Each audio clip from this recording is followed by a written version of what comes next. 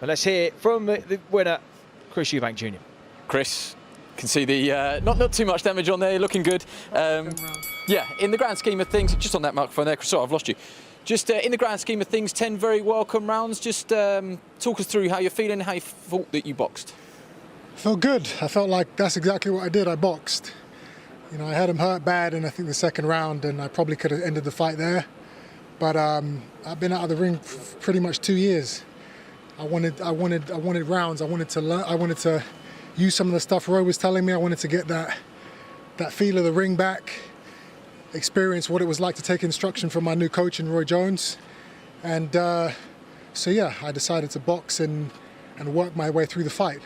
At the same time, very tough kid. You know, I've knocked guys out with shots like that he took, and you know, he had a hell of a chin and a hell of a heart. So yeah, full credit to him and his team. Is that a little bit of an internal battle against your natural finishing instincts to step off an opponent when you've got them hurt that early in the fight, and that's taking nothing away from Marcus Morrison? It is, absolutely. You know, I'm a killer.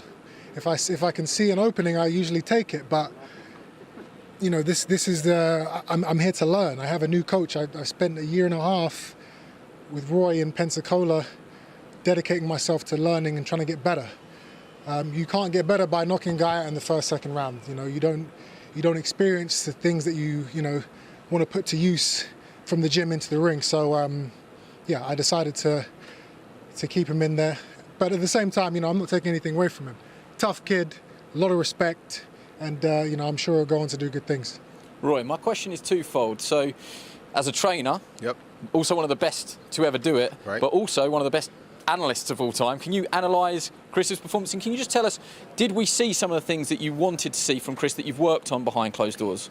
First, I gave him an A+ on the performance because he did a lot of things that we've been working on over this last year and a half. So it's like I knew that he could take Morrison out if he wanted to. Not that Morrison's not a bad fighter. Morrison's a good fighter, and Morrison's tough. But I wanted him to back off and continue to get rounds. It's been almost 2 years. We need rounds. Rounds give us an opportunity to work on the things that we work on. Now, at the same time, you have to be careful because it is boxing. A guy like Morrison is capable of knocking you out at any time. So I told him, don't be crazy, be smart about it, but let's try to work on things. He had a beautiful jab tonight. He attacked the body beautifully tonight. Just got to get the head off center a little bit more in the down times, and we're good. Roy, please don't think I'm being disrespectful. I'm going to swap you out. I could talk to you all night about this. Promoter Kalle Sauerland's going to come in for a word on the future. Kalle, new link up with Chris Eubank Jr. He's made no secret of the type of fights he wants, the elites in this division. You know, he's not hiding behind anything. It's the big names. It's Triple G. Can you deliver those? What does the future hold? Well, we can absolutely deliver them, but first of all, tonight was all part of a plan we announced at the beginning of the year.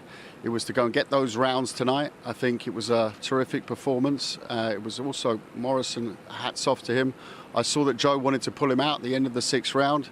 Morrison convinced Joe to give him another round, and it was great to see real courage. But it was exactly those rounds we needed. You mustn't forget, it's 2 years, over 2 years since Chris beat James DeGale and ended his career. And he went off to the States, COVID hit, and the rest is all history, and it's about the future.